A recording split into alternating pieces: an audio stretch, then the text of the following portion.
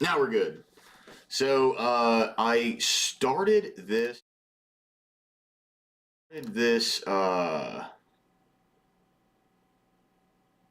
video a couple days ago. I spent a lot of time preparing for it, and now I just want to make sure that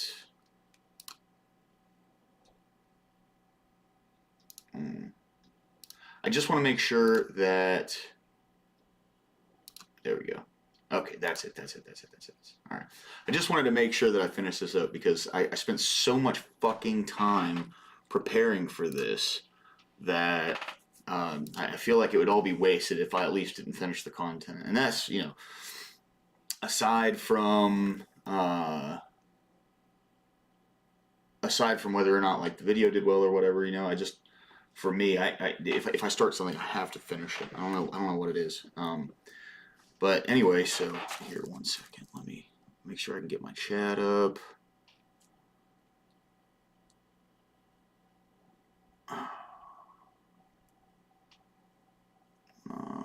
There we go. So I have to finish it. I don't know what it is. All right. Yeah, so I don't have a second monitor, so I am entirely beholden to opening up the video on my phone. It just is what it is. So anyway, yeah, I'm going to get back into this. Just pick up right where we left off. In the absence of further discussion of these attacks in the documentary record, what we can infer from this table is that the events were viewed as discrete, quantifiable, and predictable. Thus, the inherent uncertainties of a hypothetical nuclear exchange became measurable and certain in a way that allowed the MAD players to essentially tame chance through an array of simplifying assumptions to fit economic losses or population losses from nuclear attacks within game theoretic matrices. The players from the MAD, in the end, epitomized Cohn's defense intellectual that she encountered decades later. The game design was rebuffed by the social scientists. In Helmer's letter to John D. Williams, taking stock of the reactions to the MAD Cold War game, he noted that the SSD was particularly critical. Critics from the social sciences division, which was in no way involved in the preparation of this game, were vociferous in their rejection of the underlying political model for its lack of realism. One of the reasons for this lack of realism was that MAD had always played the game entirely in the open, with each player permitted to see as much of the other player's boards as the physical layout permitted him to. In the systems research laboratory's view, this has not only destroyed any possible realism and turned COW into just a game with little relation to the world. It made it impossible for referees to control the flow of information going to the players.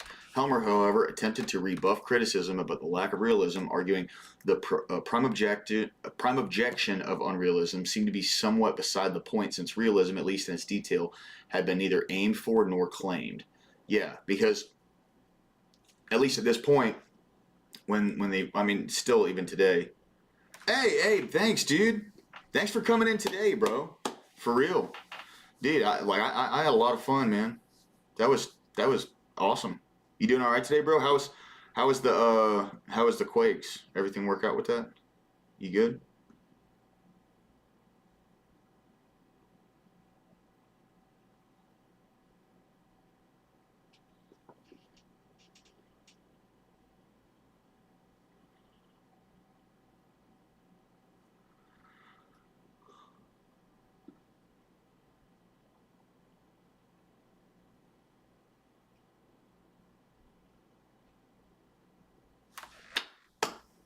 Hey, man. Praise God, bro. For real. Glad to hear it, brother. Yeah, I'm getting right back into what I'm doing. I bet it was, dude. See, I've never lived through that. I've seen some crazy pictures, videos, sorry, and it just like that kind of stuff freaks me out. It's like the unknown unknowns. I'm sure a lot of people get freaked out by the concept of hurricanes too, but you know, yes, sir. Yeah, God is good, bro, for real. Yeah, that's no doubt in that. Yeah, it's that known unknown kind of thing, right? Where when people talk about like earthquakes and stuff. I don't know. I saw there's this really crazy video. Here, hold on. Let me see if I can find it. Just so for hold on. All right. Go back to YouTube.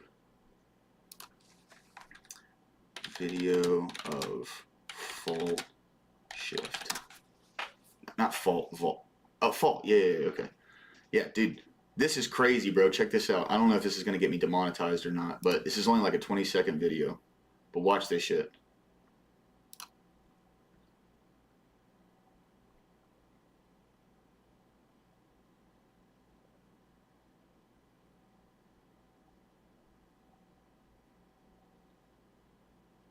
That is fucking crazy.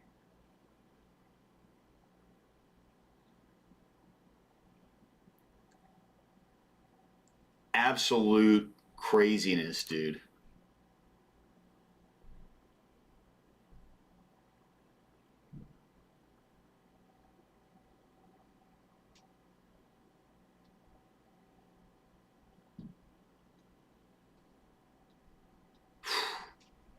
Yeah. See, that's one of those like known unknown things where, you know, when it comes to like earthquakes, you know, any kind of shit. Yeah, dude. Insanity, my man. Like that shit scares the hell out of me. But yeah, bro, I'm just getting right back into it today, dude. I know there's a lot of reading to be done today, and I prepared for this, and I pulled all these articles up. I skimmed through a bunch of it. I really want to finish this thing, so that way, like, my brain can rest at ease, you know? All right, but the criticism of the lone political scientist among the players was that the game did not allow for any real political action, which Helmer admitted would be devastating if justified. Helmer defended the political moves in the game.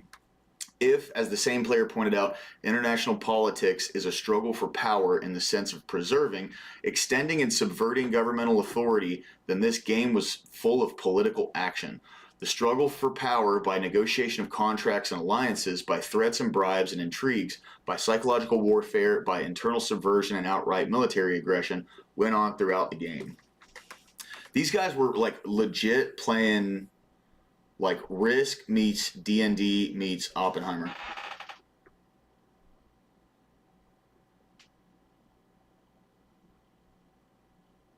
That's a good idea, dude. That's a good idea. See, so I have a buddy of mine, and he's got like an AI program that can cut out like good shorts, and he's just real proficient at editing. I can edit, but like any kind of video stuff that I've ever edited, at least in the past, it has taken fucking forever. I mean, it's just an insane amount of time because I have to dedicate, like, you know, learning and doing all that and yada yada yada, where when it comes to like just actually making the short and just making the point along that line, at least where I'm at right now, that's yeah, that's fucking, thank you, bro. That's solid info. I need that.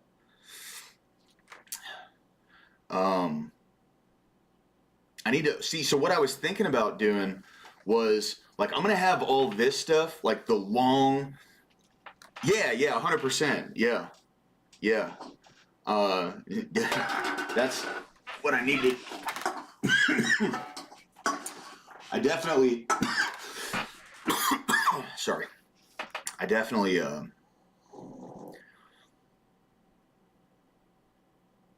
need to brainstorm on it, my bro. You know what I mean? Just want to slowly but surely develop, like, I know like the direction that I want the channel to go in now, but I'm completely aware that that's like malleable. You know what I mean? So that could, like, the direction I want the channel to go in now could completely change in the future. And That's why, like, like right now, I'm like just reading a whole bunch of shit, but that could turn into whatever it turns into. You know, I have no idea. So, but what I was thinking was possibly like in the future, getting all the information off of these different topics from like the lower class take streams, and then like compiling them together to form like maybe like a 15 to 20-minute video, possibly more, it just depends. But just to make like a sharper, hey, yeah, man. But just to make I'm the Rush Limbaugh of the center. I'm just joking. I'm nowhere near as fucking awesome as Rush Limbaugh, man. I'm a big Rush Limbaugh fan, dude. That guy is awesome. But just to like take all the stuff that I read from these and research from these, and then compile it down into like a shorter, sharper, cohesive thing, and then always be able to point back to these like live streams as that's the information that I read, So there is constantly a reference point.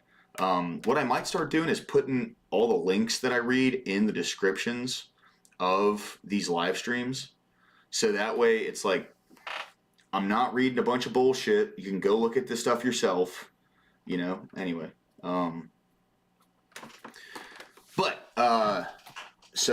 nevertheless, the game was aided at excluding the player's judgment from the beginning, not only allowing judgment for the game designers in crafting clear rules with predictable consequences. Moreover, the fundamental assumption of the time was that the game designers were not seeking realism. Ultimately, computers would solve the problem of overly simplifying the world in a game model. Mood contended in 1954 that modern high-speed computers will enable the number of factors which can be included in a game to be increased tremendously if necessary, without adding to the complexity of the game from the player's standpoint. The computer can be made to make a host of minor decisions on the basis of certain general instructions from the players. Thus, the result of the MAD game was ultimately to expand gaming at RAND towards more computer-based games with human-computer interfacing in order to quantify the uncertainties of war in the nuclear era.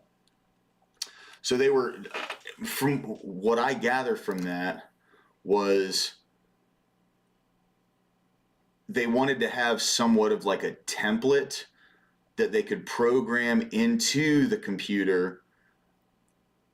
It would run all the math on all the variables, so that way when a human interacted with it, it wouldn't necessarily be like, like from my understanding in D&D, there's like a dungeon master that throws the curveballs and like, governs the way the story goes. Instead, to get rid of that, like, kind of human bias towards things or whatever, it would be completely calculated. All of this would be calculated through a computer, so that way, like, any variables and stuff that come up would be to some degree random based on like an algorithm that the computer processes all these things through. That's how I read that.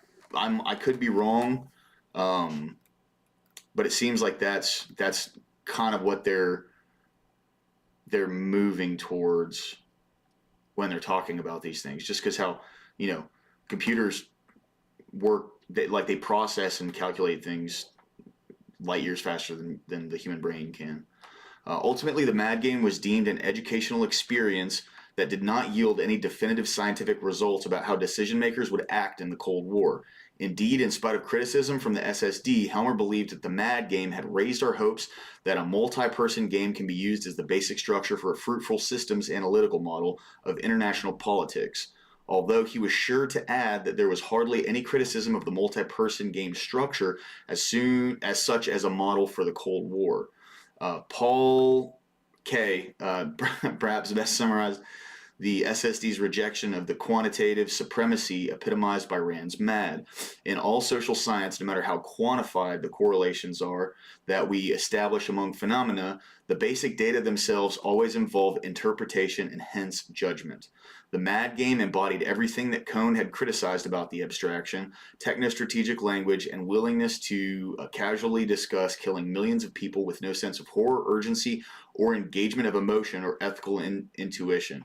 And that was what we were reading last time, where they had people come in and use this techno-strategic language, is what they called it, to essentially like assist people in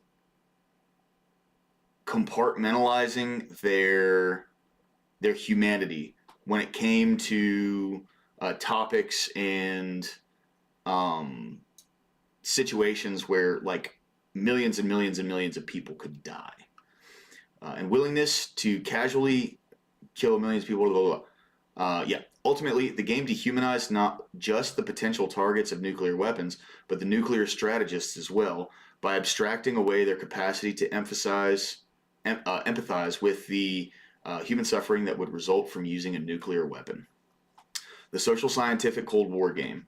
According to Besner, the social scientists at RAND considered the MAD game's entire design ridiculous.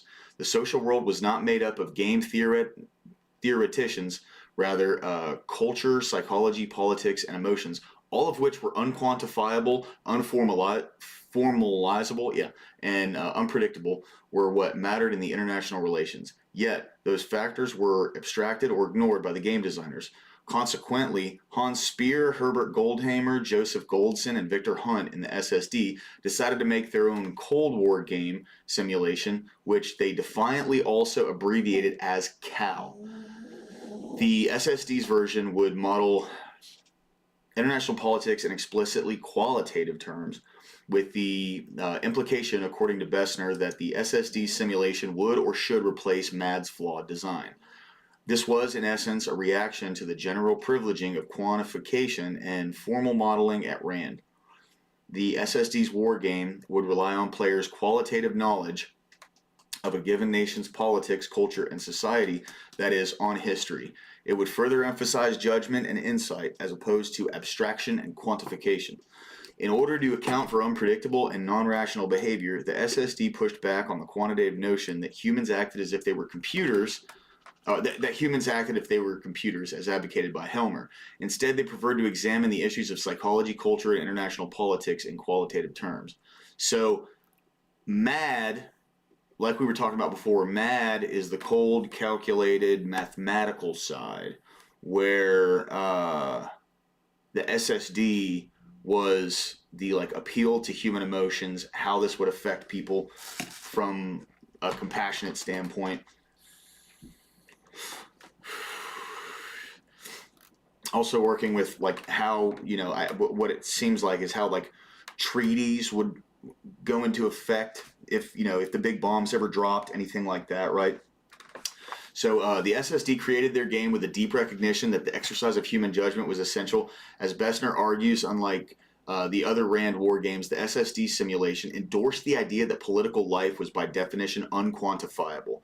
But this did not mean that they rejected rationalism outright. Speer and his SSD colleagues argued that by reproducing the irrational dynamism of international politics, the political simulation was heuristic.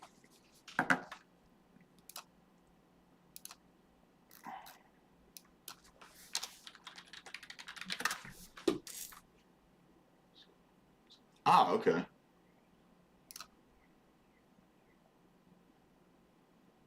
Where was I at? The political simulation was a heuristic that was more scientific than Rand's other models and methods. So they kind of let this game, instead of containing it to specifically like the cold calculations of math, they let this simulation build on its own and learn, like, and the people involved in it would proceeding to a solution by trial and error or by rules that are only loosely defined, and then enabling someone to a heuristic process or method. Okay, yes. So there was a lot less restriction on this game. That's what I'm getting from this. Okay. So, there was more scientific than RAND's other models and methods. For Speer and his colleagues in the SSD, effective policy analysis and recommendations sprung from embracing the limits of knowledge and taking uncertainty seriously. Hence, Herbert Goldhamer remarked that despite the increased concern at RAND with the political consequences of military action and the military consequences of political action, a further step seemed increasingly necessary and was integrated into the planning and execution of SSD's game. He continued, what is involved in the realization that the interpenetration of the political and military aspects of our conflict with the Soviet Union cannot with full adequacy be dealt with in a fragmented way in which the preoccupation enters into various RAND studies. In short, the goal was a more holistic view of strategy as being neither military nor political, but as being inextricably compounded of military and political actions. The SSD's game sought to reflect the dilemmas of thinking about international politics, deterrence, and war in the Cold War setting. The game was not a traditional war game, as it sought a high level of political realism by avoiding a variety of simplifying assumptions and special restrictions, and by allowing for more free-form play that was adjudicated by the referees and the Committee on Nature. While all the rules of the SSD game are outlined in Appendix 1, it's important to understand a few key elements of the game for our purposes. In his paper, Towards a Cold War Game, Goldhamer explained what the SSD's game might look like. The players would assume the identities of members of the executive branches of the United States, the Soviet Union, and a selection of European countries, such as France and West Germany. Unlike the MAD version, where each player had a power of economic focus and played all 19 countries simultaneously, the players in the SSD game would be area experts and play as if they were decision makers to the best of their judgment. As Besner notes, in contrast with other games played at RAND, the decision-making authority was located in the individual rather than the model, equation, or computer simulation. The game would have no defined rules or limits on action other than that a move could not be deemed unreasonable by the game referees because of the nation's history of decisions or the use of technologies or weapons the country did not in reality possess. In order to account for the uncertainties and unpredictable consequences that war games normally involve, Goldhamer came up with the Committee on Nature. This committee would inject independent elements into a game not introduced by the players. In essence, these were side events that resulted from players' actions. The events would introduce consequences to keep the players from focusing too closely on strategy and neglecting the unpredictability of politics. Thus, according to Goldhamer, the role of nature was to provide for events of the type that happen in the real world, but are not under the control of any government. Certain technological developments, the death of important people, non-governmental political action, famines, and popular disturbances, etc. Goldhamer explains that the Nature Committee thus performs a vital function, since without it reality would be reduced to government-initiated action. Indeed, Goldhamer and Speer believed that the committee accounted for the unpredictability of international politics. In political life, many events are beyond the control of the most powerful actors, a fact designed in political theories by such terms as fortuna, chance, God's will, change in the natural environment, etc. We tried to simulate this fact by the moves of nature. In order to account for unpredictable and non-rational behavior, the SSD pushed back on the quantitative notion that humans acted as if they were computers. Yeah, because we don't, right? Like, computers are cold. Sorry, hold on, I'm getting a text.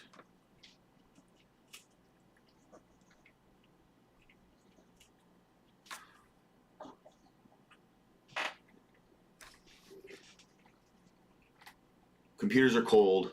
Computers don't feel emotion. They can be programmed to respond to certain things in certain ways, but there's so many variables that play into what our emotions are. Like, at least to me, right? Like, everyone has a different history. Everyone has experienced different things. So in a general sense, people, they react to everything that happens in their life based on the programming of their past. You know, to give it the loosest kind of comparison, is our brain is the computer and it's programmed by our past. It's everything we learn, everything we experience. So computers, in order for them to be able to, I mean, and emotions, you know, I hate saying it like this, but it's just fucking chemicals in your brain, you know? It's chemicals passing from the back of your brain to your prefrontal cortex. At least that's how you feel them, right? Because of the receptors in your prefrontal cortex. So injecting nature along with the referees made the game more time consuming, but allowing players a greater level of realism in the game would permit the participants to learn something about the consequences of certain types of actions taken in conjunction with a variety of events. The game was slow by design to give players space for debate and discussion, to let them push back against nature or the referees, and to give them the opportunity to find the right questions in thinking through complex dilemmas in the Cold War setting. Thus, the aim of the game, according to Goldhamer, was not to move on rapidly from point to point, but to clarify by discussion the intellectual issues raised in the course of the play. Okay, so what I'm getting from this is they didn't need to ask those questions with the MAD game because they already understood things are being done based on like statistical analysis and their own algorithm that they were using along these lines. Where with the SSD game, they're looking at this, every decision they make, they stop and they like clarify why they're doing these things, where these come from, taking all variables to these decisions into account. And that's like where the study would come from. So the mathematicians, they already had that. Why would you do this? Because of this. Because of this equation right here. Where here, the SSD, they would say, well, here's the varying list of the wide list of variables involved in making this decision. So that's okay. Therefore, in contrast to the MAD game, the emphasis was on player judgment. You need to make intuitive decisions on the concrete political matters, and defend them should stimulate the formulation of more coherent and rigorous propositions about those aspects of political life involved in Cold War activity. Thus, Goldhamer envisioned it as intellectual exercise and not the development of a game useful for testing Cold War strategies in an effective and speedy manner. The SSD played the game 4 times between February 1955 and April 1956. The first 2 rounds of the game were highly collaborative and involved testing and designing its parameters before the more intensive 3rd and 4th rounds were played. According to Goldhamer and Speer, the first 2 rounds lasted only a few days in early 1955. The 3rd round lasted 4 weeks in the summer of 1955, with a dozen RAND staff members devoting approximately half of their time to it. The 4th round was conducted during the month of April 1956. 3 senior Foreign Service officers from the Department of State participated, along with the specialists from RAND's social science, economics, and physics divisions. Unlike in the first 3 rounds, in the 4th round, all 13 team members, both from RAND and the State Department, devoted practically all their time to the game. The players and their roles are outlined in Appendix 2. A variety of regional, technical, and practical expertise were represented in the 4th round, especially with the integration of officials from the State Department. There was a U.S. team, a Soviet team, and a Western European team, as well as the referees, the Committee on Nature, and a team of advisors known as the Consultants on Special Problems for the 4th intensive round. The SSD game was a free play game in that the government teams were not limited to any prescribed set of moves, as is the case in a game like chess and in some war games, nor did the game contain any pre-established prescriptions automatically entailing certain consequences for particular types of moves. Hence, all government teams were to act in the manner they judged their governments would behave in circumstances prevailing in any given time of the game, predicted strategy. However, the American team was less restricted. It was permitted to pursue any strategy it judged to be optimal and was not required to follow the foreign policy line of any administration or to have a special regard for the constraints placed upon American foreign policy, in reality by domestic considerations. The game was thus designed to permit tests of a wide range of U.S. strategies. The absence of fixed rules was, according to Goldson, more than offset by the gain in realism. One particular lesson drawn from the early rounds of preliminary play was that the news events kept creeping into the game. Later rounds of the game took place in the not too distant future to avoid a presidential statement or a Soviet development from interfering with the decisions the players made. How then did the game design account for the uncertainty of international politics? The game's referees and the representation of nature would rule that a move or exchange of moves produced by specified reactions in other countries among the public at large or among designated groups. These reactions would be brought to the attention of the relevant teams, who would take them into account as best they could in deciding what, if anything, to do next. In addition, the moves were not made in secret, though the referees, who could exercise their judgment and leak partial information, misinformation, or the whole move to the opposing team in order to inject the game of uncertainty inherent in international politics. Accordingly, the benefit of the SSD game, in addition to its realism, was that by embracing uncertainty and historical contingency, it was more nuanced. In analyzing the game, I want to highlight the interplay between history, temporality, and assumptions of international politics. First and foremost, the SSD game recognized that international politics is not a zero-sum game. Different countries and cultures weigh pros and cons and acceptable losses and necessary gains in international relations in ways that were not fully known by the players. As Goldson recognized, there was a conflict of scales which vary from country to country. What was considered an acceptable number of casualties was different in the United States and in the Soviet Union. Moreover, for all countries, the time span in which payoffs are presumed to accrue varies greatly. While this assessment may well have been a projection of what the defense intellectuals thought the Soviets believed at the time, it remained an improvement from the MAD game. The fact that there was a recognition that one should account for the historical perspective of both a country and its leader in assessing international politics was a large step forward in the SSD game. Thus, the Goldson noted, the United States may tend to be impatient with delay, frustration, or tension. It wants to get things done, and the sooner the better. The communists may be more content to make haste more slowly, okay, and in addition, be much more willing to sacrifice many human and other values in order to achieve a few choice aims.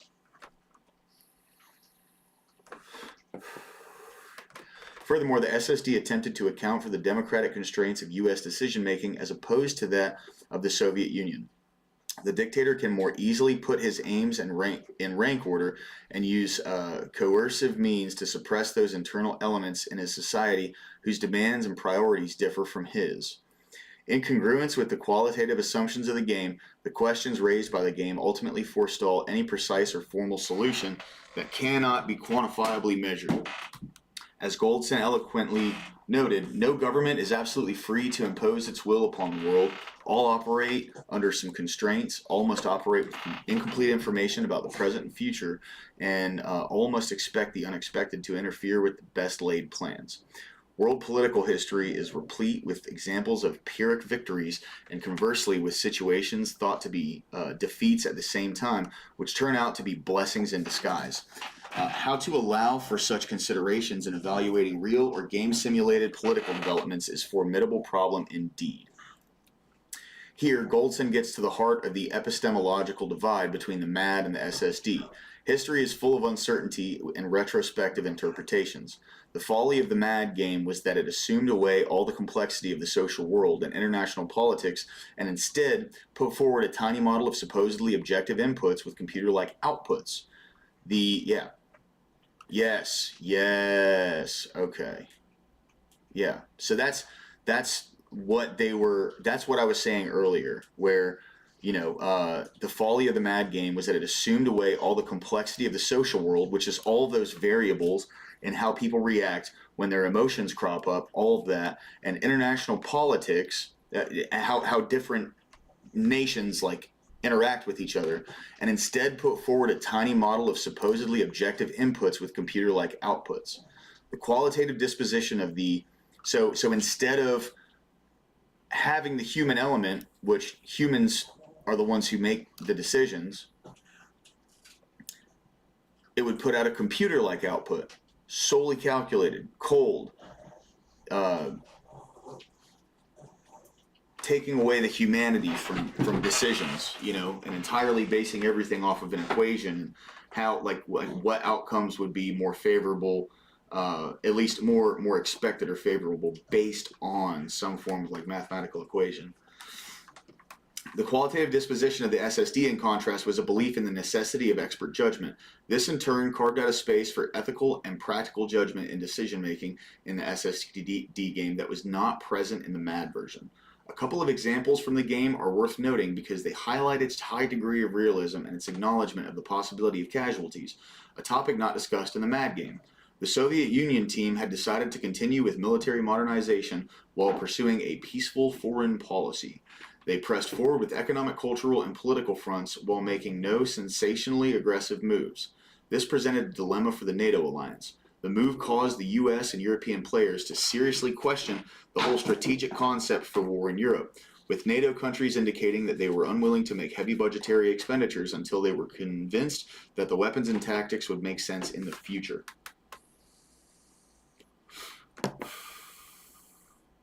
There was a deep concern about Soviet missile capabilities and the difficulties of an effective active defense in Europe, as well as a growing awareness of the huge casualties that will result from atomic warfare in Europe.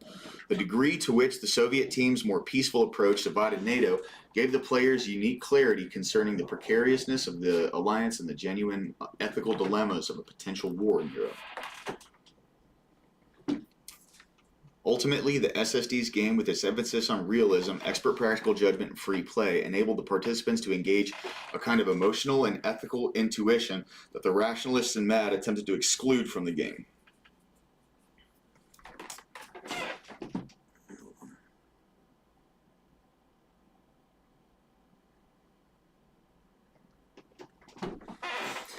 The second example is the maddening frustration that the French team caused the U.S. players. According to Goldson, the instability of French commitments and the fluctuating composition of its government made the life of the U.S. team, as in reality, a frustrating one. The game succeeded in reproducing all too well the tensions, divergencies, and shakiness of the alliance. At the same time, however, detailed discussions among the NATO allies produced an analysis of the present situation and of the measures that might be required in order to pump some life and effectiveness into the alliance. This analysis, which was judged to be most useful product of the game, pointed to the circumstances and conditions which might make it possible for the European members to accept and for the U.S. to offer a sharing of nuclear weapons and delivery systems as well as other modern weapons. Thus, the reality with which the social scientists were able to game out the Cold War yielded incredibly useful policy insights into how to balance a tenuous NATO alliance with the issues explored in these examples. Beyond these insights, the issues of emotional intelligence, psychological insight, and ethical practical judgment are more obscure results of the game, to which I now turn. Results of the SSD game. Unlike the MAD version, the SSD political military game never went nuclear. Both in the documentary record and in the secondary literature of the game, this outcome is attributed to the result of sound practical judgment, a high degree of realism, and an emotional sense of the weight of decision-making, what I call moral intuition. As Goldhamer and Speer concluded, one of the greatest benefits of the political games we played was to give players a new insight into the pressure, the uncertainties, and the moral and intellectual difficulties under which foreign policy decisions are made. This, of course, is in part a tribute to the earnestness and the sense of responsibility with which the participants played their roles, since otherwise these pressures and perplexities would not have made themselves felt. As Bessner found in a post hoc working paper by Ewald Schnitzer, the players understood that the necessity of weighing constantly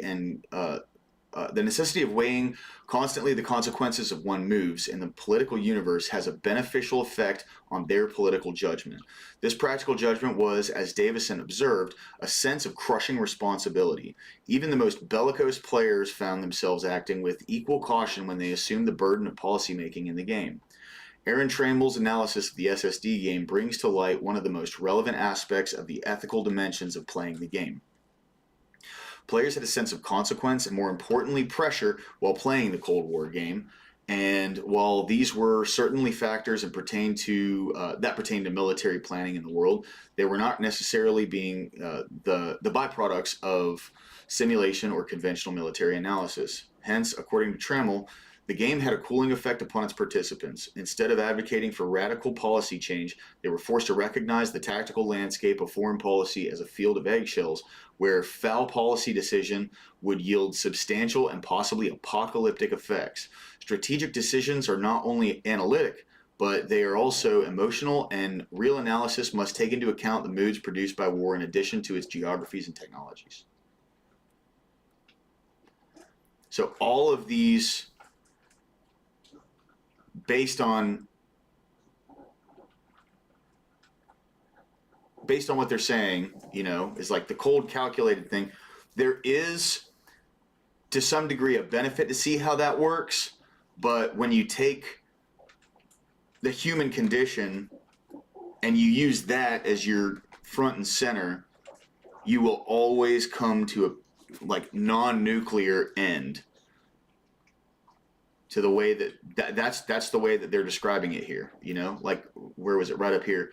Unlike the MAD version, the SSD political military game never went nuclear, which, you know, in the case of MAD, right, MAD was the mathematical side, and as they said above,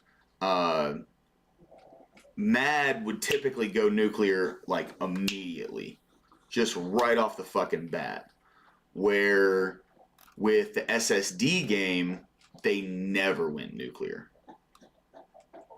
They never went nuclear. What is most interesting is that this type of emotional intelligence or ethical intuition lasted beyond the play of the game.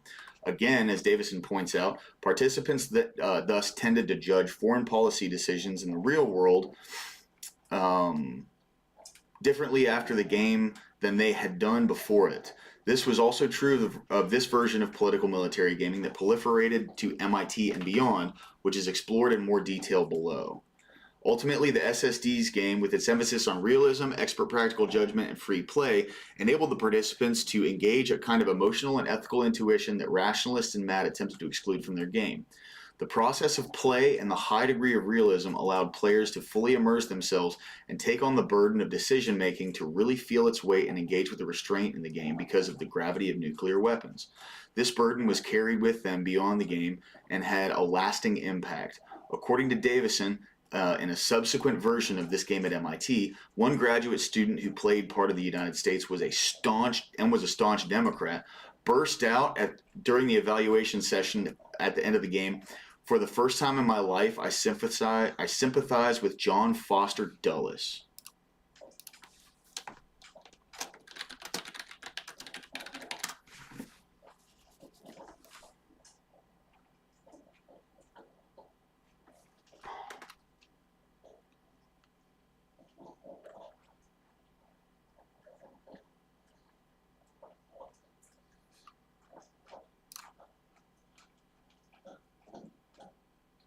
So John Foster Dulles was the architect of the Southeast Asia Treaty Organization, SATO, an anti-communist defensive alliance between the U.S.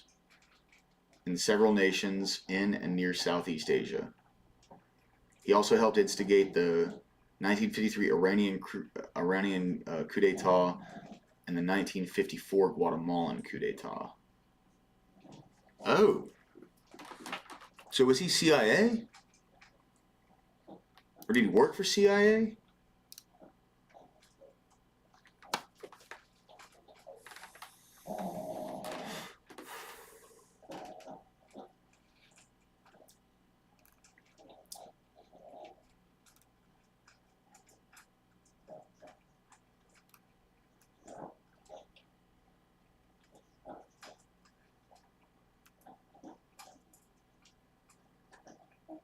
Huh. Interesting. Okay.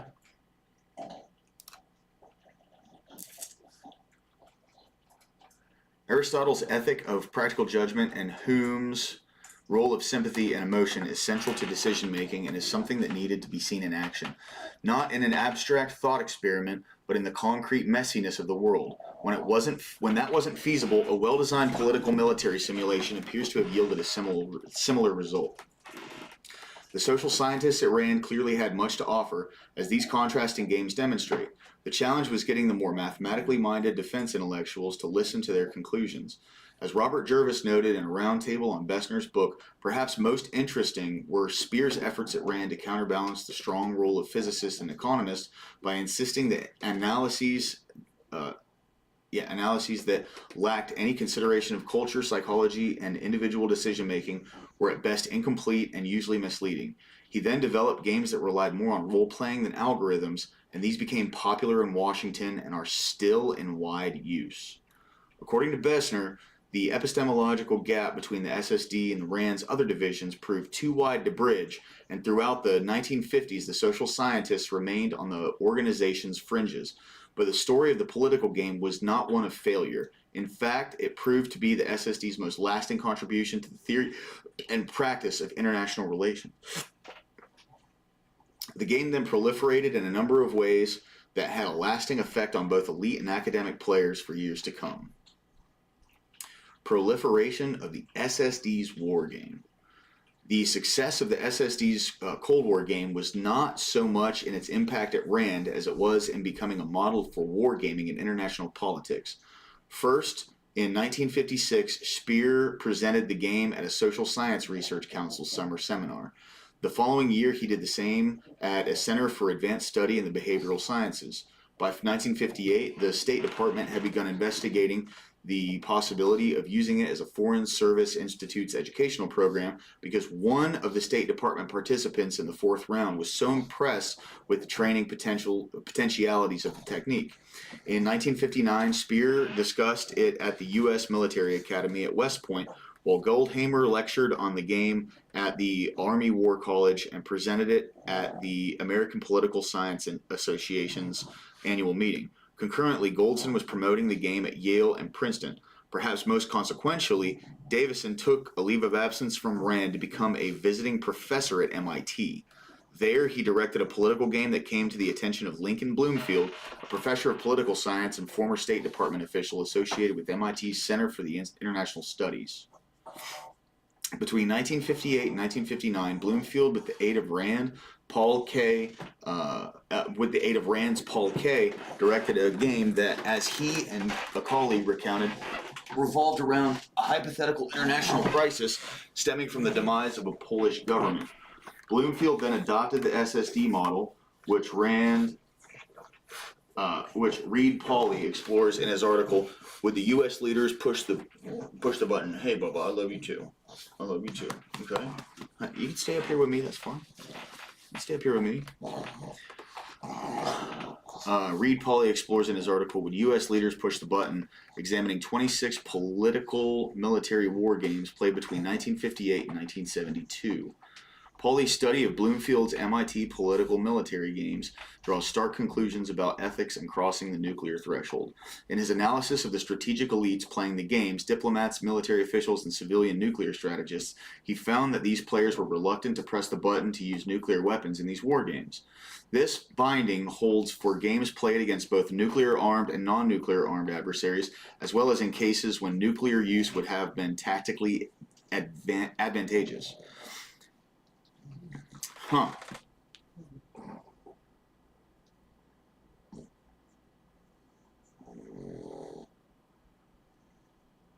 So this is the leak of these games into the academic community, going outside of the RAND Corporation.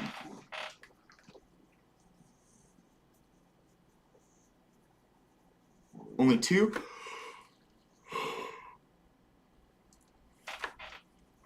two out of the 26 games in his MIT sample crossed the nuclear threshold, though 2 is far too many, according to Pauley. The players' aversions to nuclear use comport most strongly with the logics of deterrence, practicality, and reputation. Deterrence logic abounds in war games, but when it was not operating, practicality and reputation still kept players from using nuclear weapons. Strict ethics arguments and precedent concerns for the long-term benefits of the tradition of non-use are uncommon. Moreover, elite players were more reluctant to cross the nuclear threshold than were non-elites. By disentangling testable aversions to nuclear use, nuclear taboo, deterrence, practicality, and reputation, etc. in the MIT cases, and using political military war games as a novel source of data on elite behavior, Pauly's research has shown that a sense of the consequences and appropriateness of nuclear use are potent in elite nuclear deliberations. Does that mean that there is an elite nuclear taboo? According to Pauly, elite war game players are indeed sensitive to the appropriateness of nuclear use and feel a common responsibility to avoid nuclear war. The purest form of the nuclear taboo might predict that ethically based opposition to the use of nuclear weapons would inhibit use on its own. I find instead that elite wargame players rarely made explicit arguments about the immorality of nuclear weapons. They did, however, express apprehension about global, domestic, allied, or peer reputational costs. Thus, Pauly's findings confirm two elements from the SSD's Cold War game. First, that the process of gameplay itself tempers players and makes them hesitant to cross the nuclear threshold.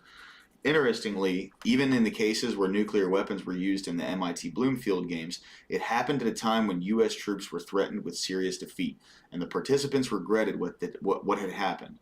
One participant somberly reflected, "It is sobering and disturbing to realize that a handful of men in the United States and the Soviet Union can decide the fate of hundreds of millions, including not in either country.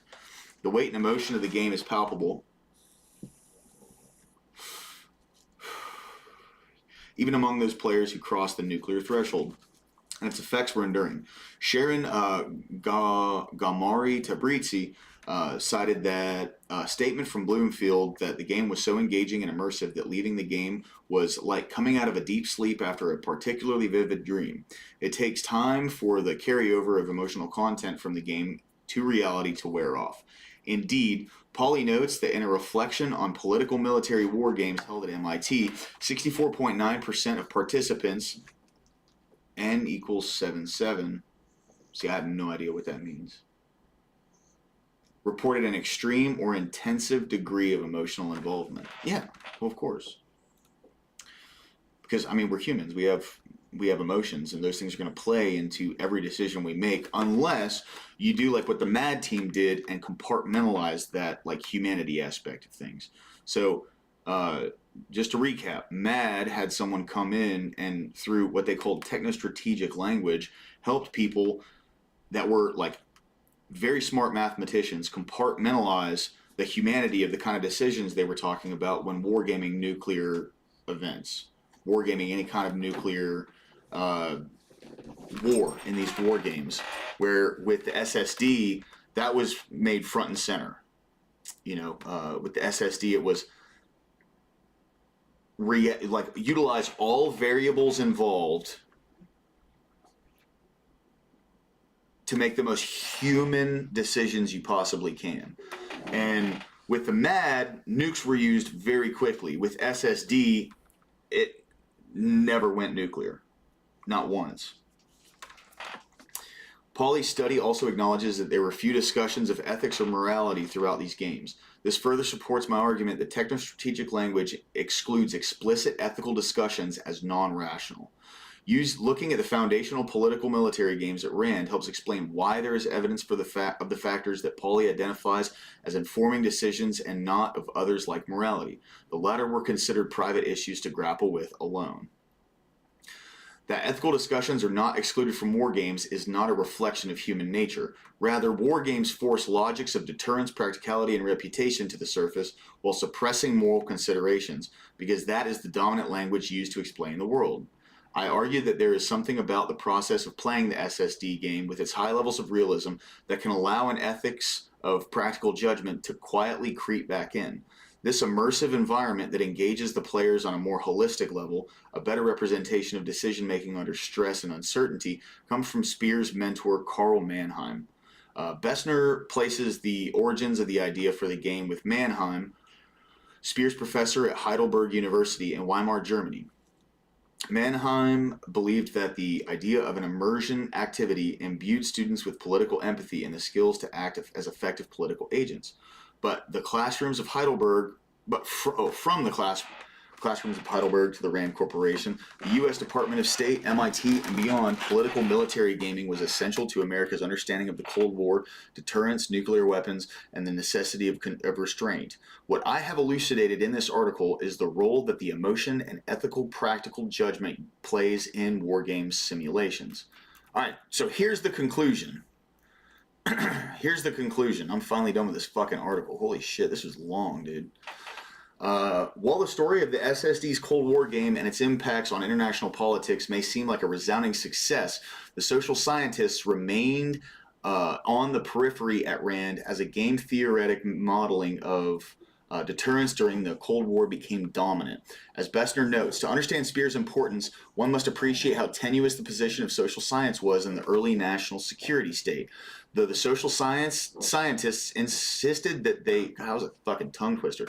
Though social scientists insisted that they had contributed to the U.S. victory in World War II, this was hardly a widely accepted opinion. Indeed, many members of the post-war foreign policy establishment considered the social sciences to be a bit backward.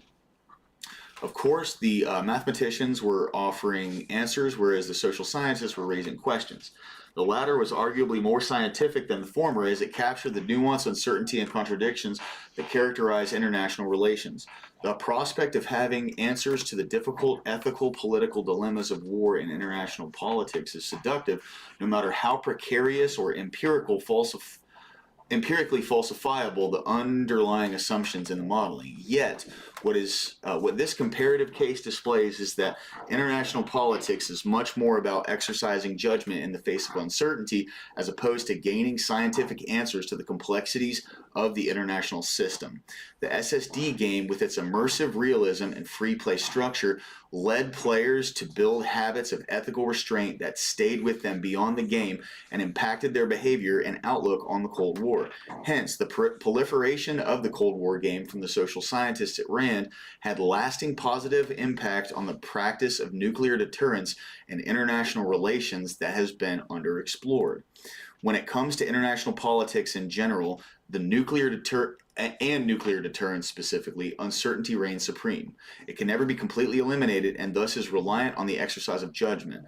The SSD game, even while accounting for uncertainty and practical judgment, was still bound by the dominant rationalities of RAND at the time and excluded issues such as the possibility of a nuclear accident, misperception leading to a nuclear launch, and the role of luck in general in avoiding nuclear catastrophe. Yeah, no shit. Because there's just so, like, especially like coming at it from these perspectives, right? Like, who has them? How are they reacting? What is their belief structure? You know, what do they have to lose not using them? What do they have to lose using them? All of these different things come into play when it comes to the SSD game, where with MAD, all of that's stripped. It's literally broken down to a numbers game, essentially. It is worth noting that the ideas that permeated the SSD were as much shaped by their experiences of the past as they were by what they viewed as the possible future of war. As Benoit Pelopidis argues, both the chronology of future events and the expected consequences of catastrophic failure of nuclear weapons are beyond the realm of the knowable and affect the ways scholars conceive present challenges. These implicit beliefs about imagining futures act as blinders in all decision-making. Thus, the self-censorship at RAND was both a consequence of technostrategic language as well as what was deemed within the realm of rational possible futures in the nuclear age. The high degree of realism in the SSD's Cold War game triggered nuclear restraint by engaging the emotions of the players and therefore their ethical intuitions, in contrast to the MAD game, which privileged high levels of abstraction for the sake of mathematical certainty. What was lost in the process was a more cohesive vision of decision-making under uncertainty, all while ignoring the role of emotion in the realm of international politics. Not only are the outcomes of the game boxed by initial assumptions and operationalizing variables that can fall instantaneously in the real fall out instantaneously in the real world, but a high level of abstraction produces a detached theorizing in which a kind of ethical, practical judgment can be lost. Reason cannot be separated from emotion, and imagined futures are as powerful as the study of the past. These political military games at RAND have important lessons for thinking through the implications of emotion, ethics, and the role of judgment in wargaming today. Given the current renaissance in wargaming, in the social sciences, as well as in efforts to think through the dilemmas of AI and future of war, it is important to reflect on these issues raised by RAND in the 1950s and the lessons that can be drawn from them. First, reason and emotion are inextricably intertwined. They exist in a symbiotic relationship in terms of how we experience and interpret the world. Second, war games with a high degree of realism can better represent decision-making in the real world by engaging the emotions of the players. Third, even when ethics is excluded from the conversation, facing the potential consequences of political military action can lead to restraint. Finally, the conversation of realistic consequences and the uncertainties of the world is essential for the ethical assessment of possible consequences of nuclear threat and use. Yes, because there is... So, what up, EOD? Good to see you, brother. Thanks for stopping in, my man. I appreciate that, bro. How you doing? Charlie.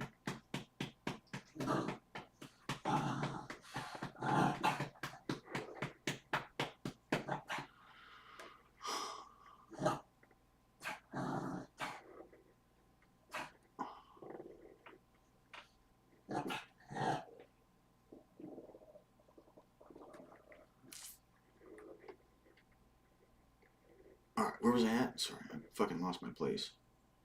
Damn it. Been hanging out good, man. Right on. Yeah,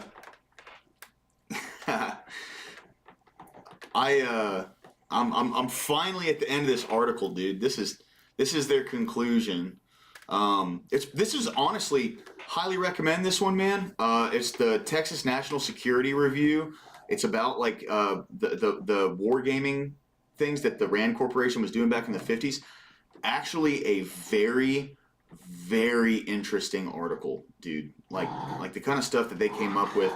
It was impressive research that, like, I just I didn't know any of this stuff was like going on to this depth, you know, because they ran an experiment to see like two separate processes on how to approach any kind of wargaming scenario. It's really interesting. Highly recommend it. So finally, the conversation of realistic consequences and the uncertainties of the world is essential for an ethical assessment of possible consequences of nuclear threat and use. War games can be more than division between art and science or quantitative and qualitative approaches, but a quest for understanding the why of decision-making beyond the discursive reasons that players may give. The technostrategic language that Cohn wrote about in the 1980s remains pervasive in nuclear deterrent circles, but the revival of simulations and gaming in the social sciences offers an opportunity to reflect upon the importance of emotion and ethical practical judgment in international relations. Being made to feel the weight of decision-making is a necessary antidote to abstractions that allow policymakers to ignore the real consequences and human suffering that could come from pressing a button. What was really interesting about this article was that, you know, essentially, and just a quick overview, there was the mathematical division, and they had somebody come in and train these guys how to compartmentalize their humanity when making these decisions, which were solely based out of like cold, logical numbers. All humanity was taken out of these, out of the decisions that they made. And then the other team, the social sciences team, was there specifically to act out of, to take the humanity aspect into play. And that was not just like from their own position, but like understanding the different variables that would fall into place with all different countries that were involved in something like this. So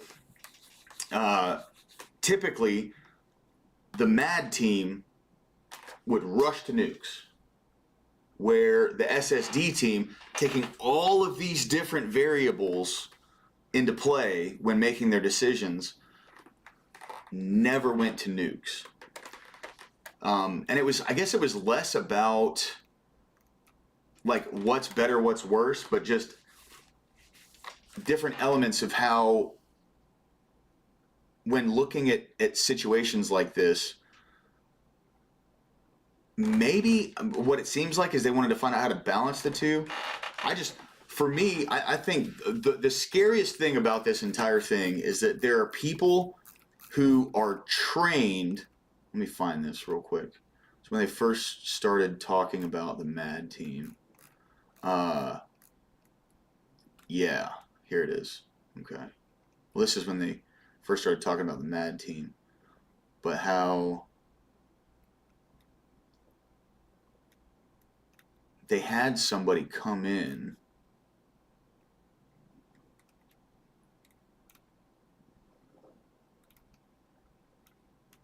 and essentially, like, so much reading the other day, dude.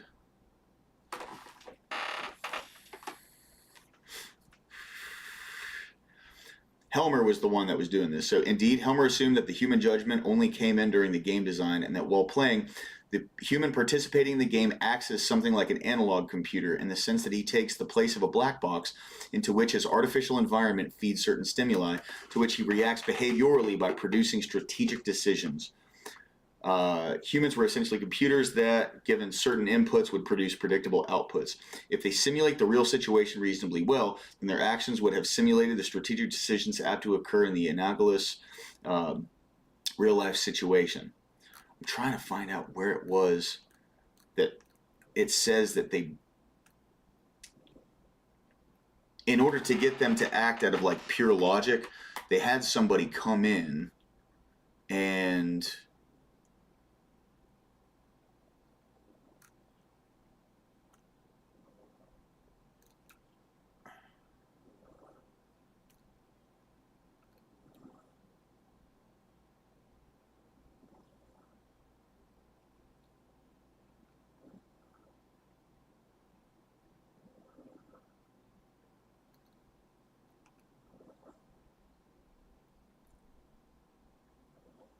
the exclusion of ethical considerations. This is it right here. So,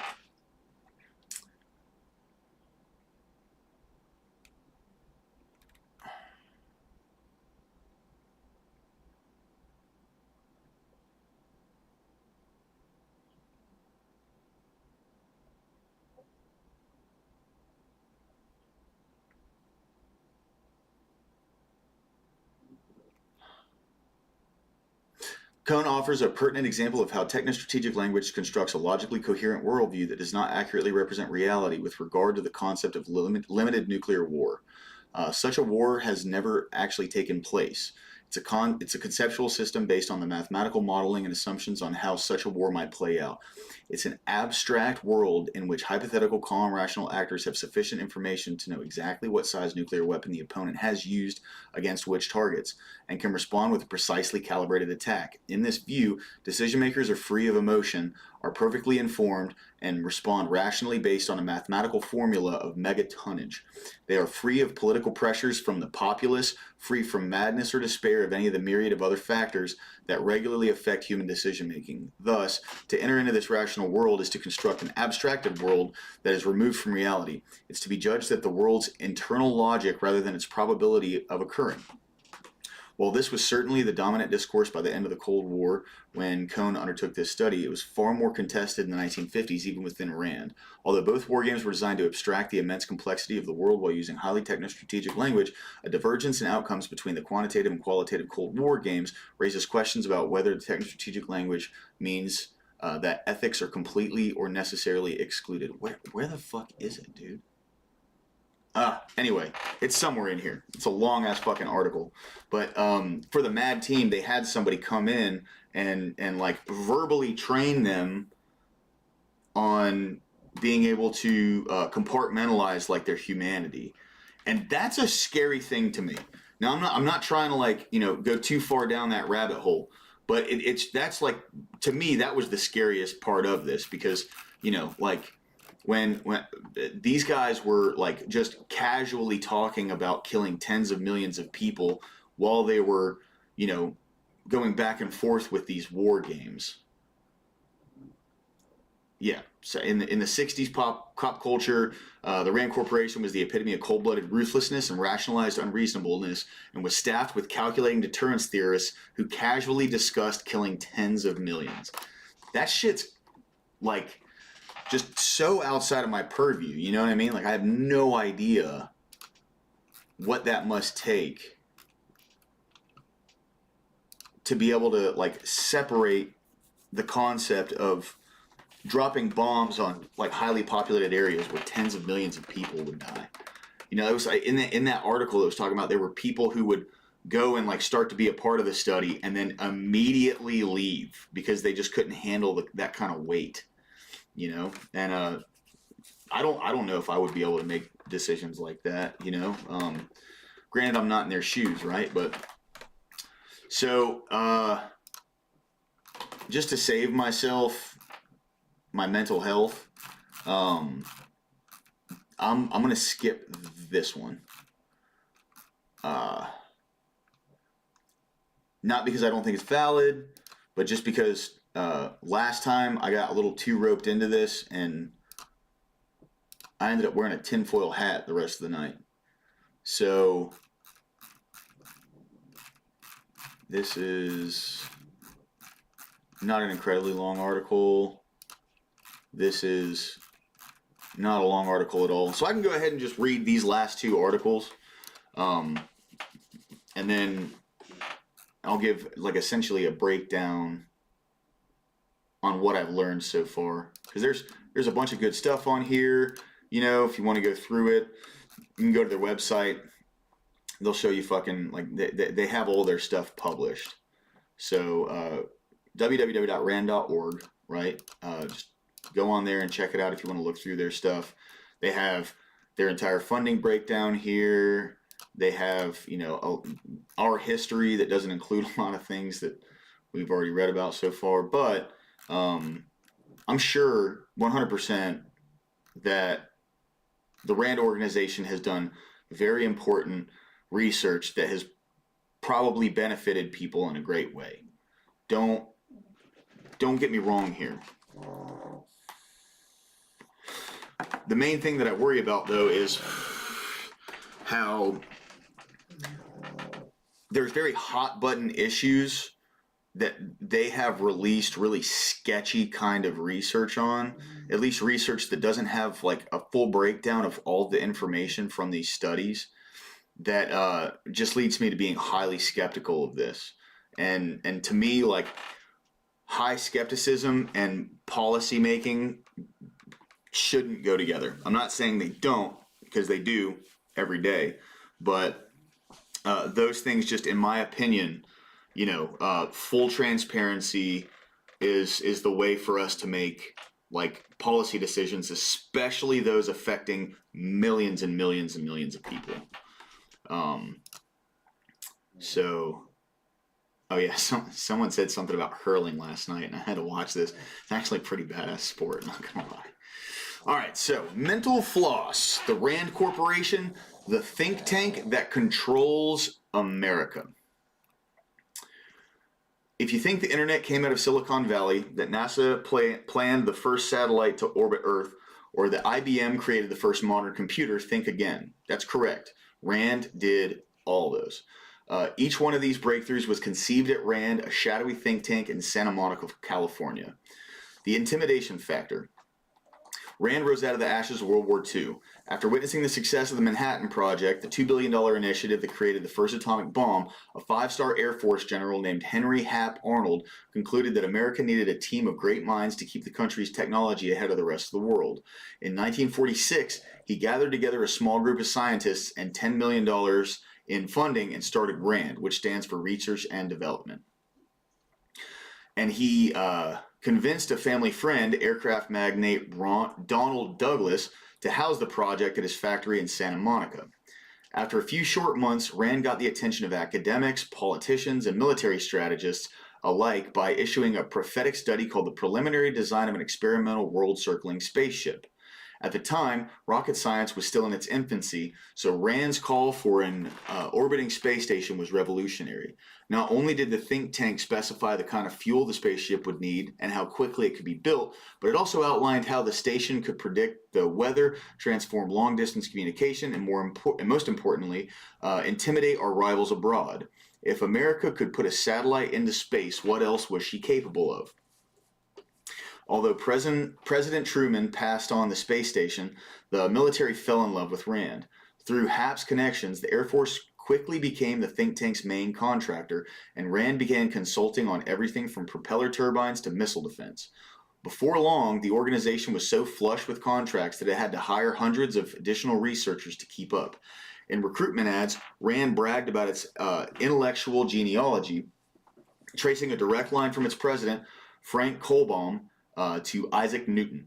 Whether or not that claim was true, the Institute secured a reputation as the place to dream up new ways to wage wars and keep enemies at bay. By the 1960s, America's rivals were paying attention. The Soviet newspaper Pravda nicknamed RAND the Academy of Science and Death and Destruction. American outfits preferred to call them the Wizards of Armageddon. The Soviets had good reason to worry about RAND. In 1957, the Air Force hired the think tank to create spy satellites. Within 2 years, it developed Corona, a covert system that aimed to send camera-carrying satellites into orbit on the backs of missiles. While the idea was genius, the design was flawed. It took 13 failed attempts before the system finally got off the ground in 1959. Once it did, however, the results were spectacular. The Corona satellite returned with 161 pounds of film about the Soviet Union, more footage than spy planes had recovered in the previous 4 years combined.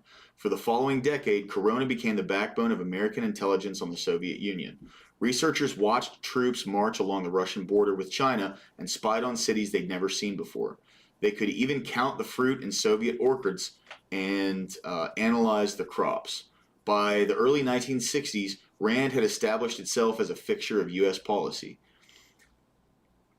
Branching out from the straight rocket science, the think tank had become the center of the nation's nuclear strategy.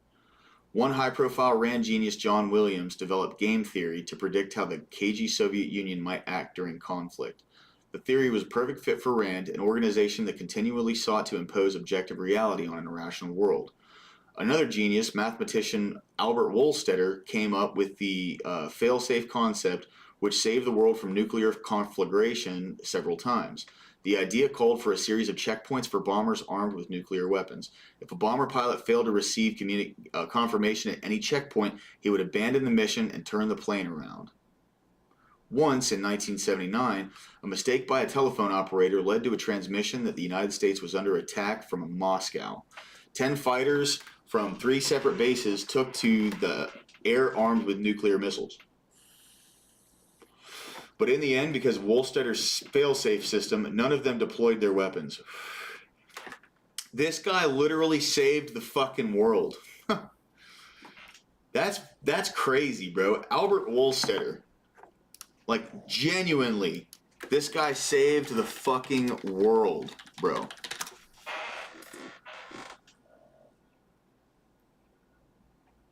What an interesting concept, dude.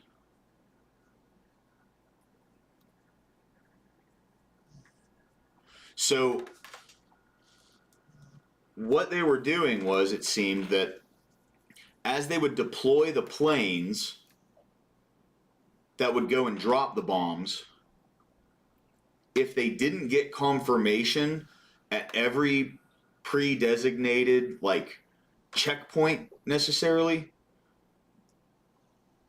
they were to disengage, abort mission.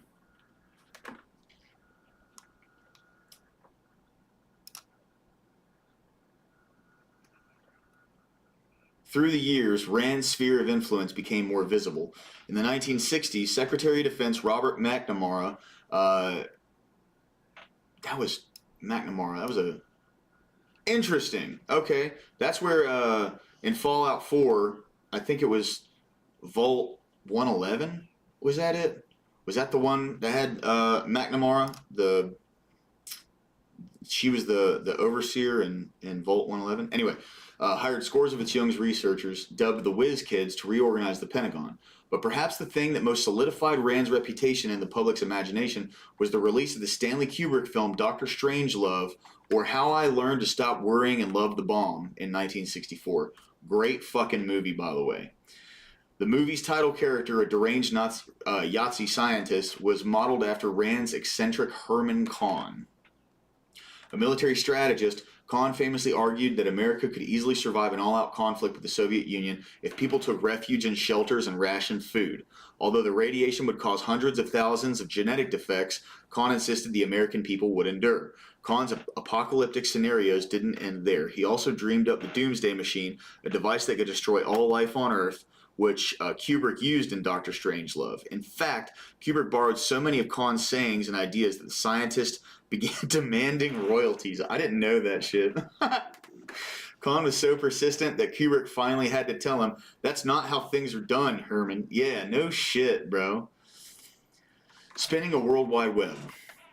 While RAND has played a major role in keeping America safe from military attacks and nuclear catastrophes, the think tank has also left its mark on the communications industry. RAND is directly responsible for packet switching, the technology that made the internet possible. It also started in the 1960s when the military asked RAND researchers to solve a hypothetical question. If the Soviet Union destroyed all of our communication systems with a nuclear bomb, how could we fight back? A young engineer named Paul Baran provided an elegant solution by likening the nation's telephone wires to the brain's central nervous system. Baran proposed sending messages via phone lines and changed words into numbers to avoid noise and distortion. Baran also decided that any content relayed should be divided into packets or discrete bundles of data. As a result, messages were separated during transmission and would then automatically reconfigure themselves once they reached their destination. More importantly, if direct communications were destroyed, the packets could reroute themselves through phone lines anywhere in the world. Baran tried to convince AT&T to install the system, but the phone giant refused to create something that could become its worst competitor. Interesting. Instead, the creation of a worldwide packet switching system was left to the Pentagon, which devised ARPANET, the predecessor to the Internet. Interesting. Healthy choices. During the 1960s, RAND almost expanded its lines of investigation into education, welfare reform, and criminal justice. By the time Richard Nixon took office in '69, the think tank was an established independent source for social policy research. Which is, I'm not a fan of that, right? So, like, people who have the capacity... Ashton, what up, dude? I hope that Abe's still here. But yeah, dude, Abe, if you're running a panel again tonight, bro, I fucking would love to be a part of it again, dude. That was a lot of fun last night, dude. Seriously, it was a great conversation. So anyway, as I was saying, the thing with RAND. Having, like, look, I understand not everybody there is like that, but I do find an issue with a corporation that has the capacity to train people to compartmentalize their humanity and be able to discuss, like, the mass extermination. I don't want to say mass extermination, but, like, large swaths of mass casualties, talking in the tens of millions. Having them involved in, like, domestic policy that's very, very sketchy, right? Like, when it comes to foreign policy, I understand that, but within our own country, there's just something that doesn't sit right with me with that. That's really all I got to say. So when the issue of the medical insurance sparked a great national debate, Nixon tapped RAND for ideas. At the time, there was little data on the effectiveness of free healthcare versus coverage plans with copays and deductibles. In particular, Nixon wanted to know if free healthcare made people healthier. To find the answer, RAND's health division spent 10 years acting as the insurance company for more than, it was actually 7,700 people. That's based on their own, like, on their own information that they offer on their website. And this was the thing when I was talking about how the conclusions that they made were kind of sketchy. It's because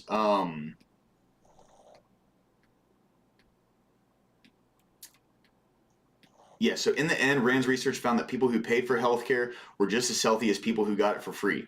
With free healthcare, people went in for more regular medical screenings, but their other habits, exercise, diet, smoking, were worse. The message was not lost on the insurance industry, nor on the federal government. In 1982, when the study was released, only 30% of medical plans had deductibles. 5 years later, more than 90% did.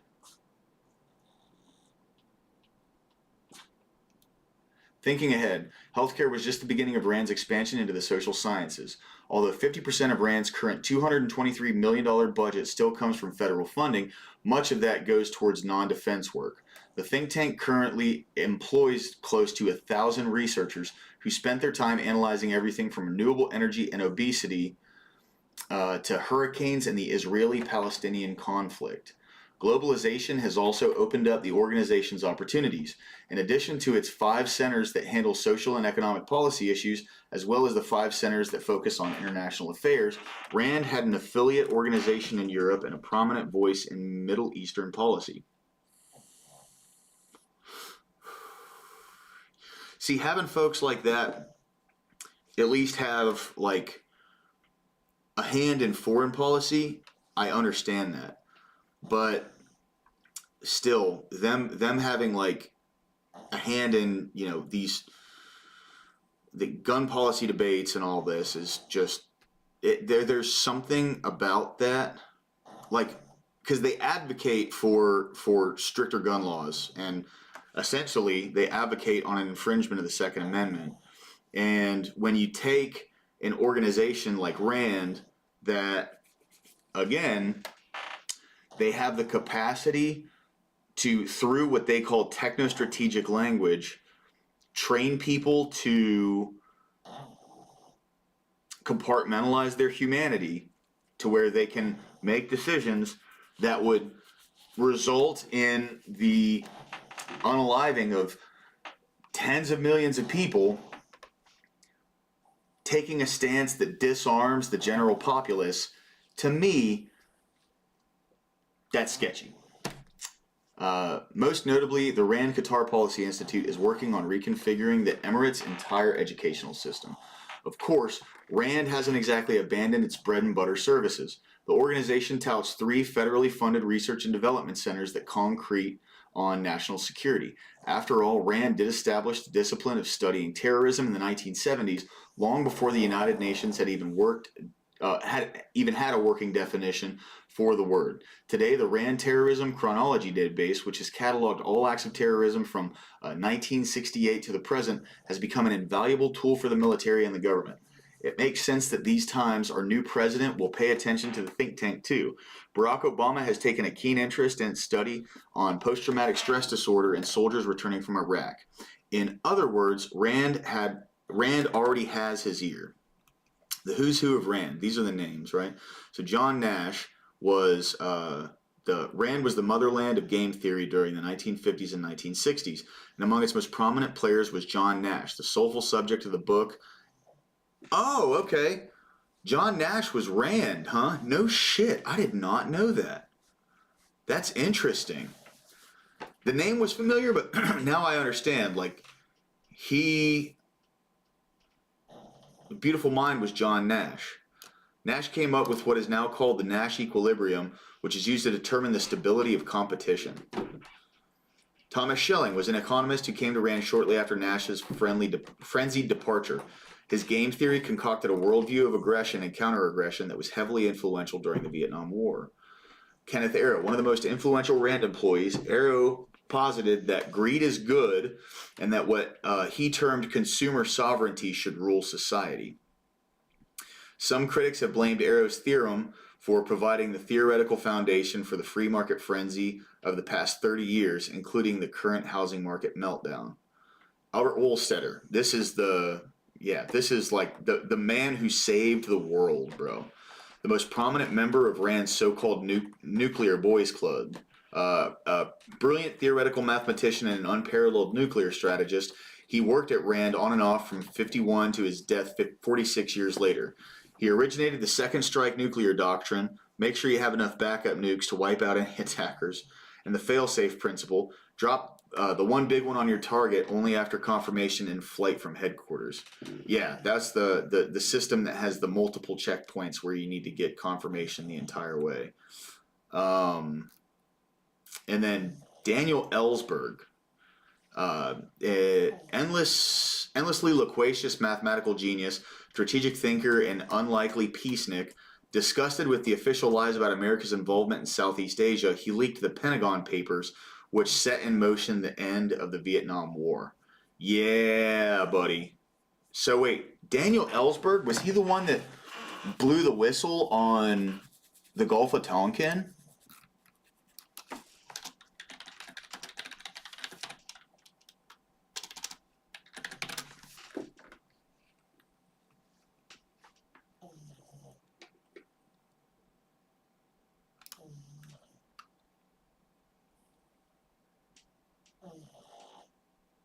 Of course, yeah. So the military-industrial complex fucking crucified this guy.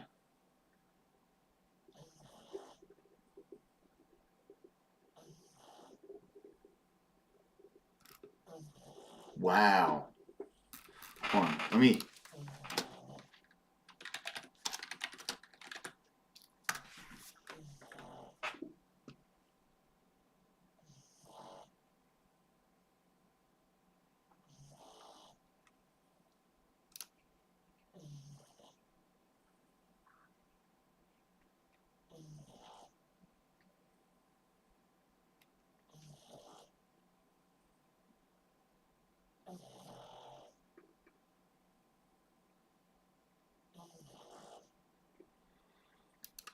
Ah, damn, dude. I didn't know any of this shit. That's insane. Alright. So what it seems like is this is the guy that produced all of the evidence that, like, the justifications for Vietnam, if I'm not mistaken, was the Gulf of Tonkin, right?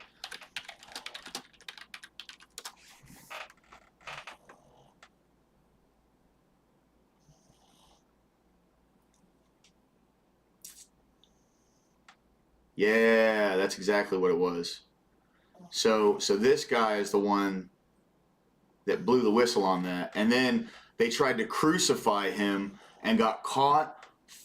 This is like perfect example here of why when it comes to the government trying to try you with crimes, trying to try one person with crimes, they will go to the ends of the earth and like manipulate what they're doing to a degree so vast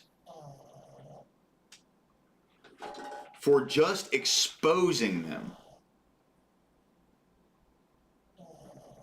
They're fucking ruthless. And then you think about this case, all this guy did was show the thing that the government rallied support, used to rally support with people going to Vietnam, which was the Gulf of Tonkin, and like its preceding events. All he did was release that shit didn't fucking happen. It was a complete lie.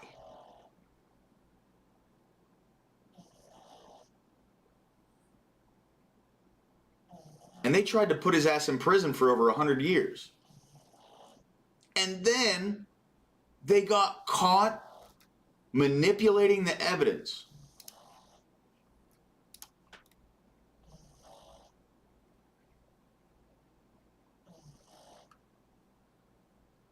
They were classified. See, I understand the purpose of that system, but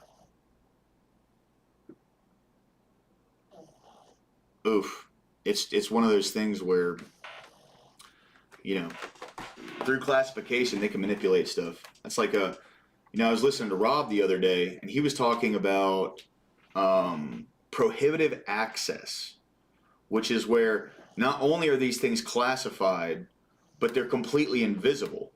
Where they have a specific designation of classification, at least at the FBI, where a small handful of people actually even know this evidence exists. Not that they can't look into it, but it doesn't even show up unless you have that access. That's insane. So he was another RAND guy too, huh? So there was like genuinely fucking good folks that worked for RAND. Like namely Albert Wohlstetter and Daniel Ellsberg.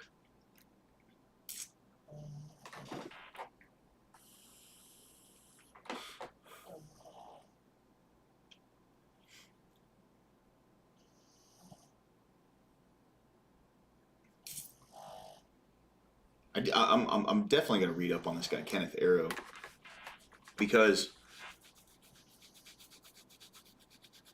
I'm a free market kind of guy, but you know I have my own like interesting little, or not interesting, my own like unique little idea on how a free market is maintained, right? Like to me, a free market cannot be maintained without some form of like regulation. And that is just my opinion. I can expound on that, but if you go too far in one direction, you get corporate control, and that is not a free market.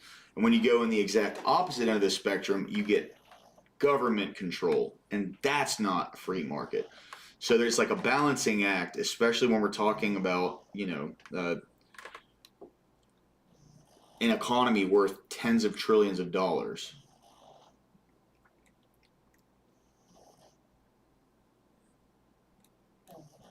There has to be some level of play on both sides.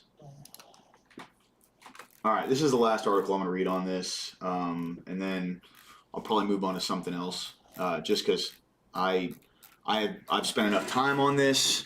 I feel like I've done justice in reading through these things in good faith so I can develop like a realistic view on this corporation, just because of how much of a hand they have in our domestic policy. But this is from Benjamin Schwartz, someone who worked for them. I'll pull his name up real quick.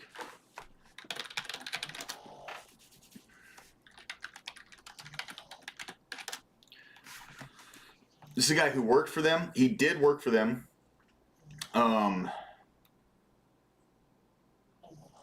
He was a literary and national editor for The Atlantic. This guy is legit. It's proven that he worked at the RAND Corporation.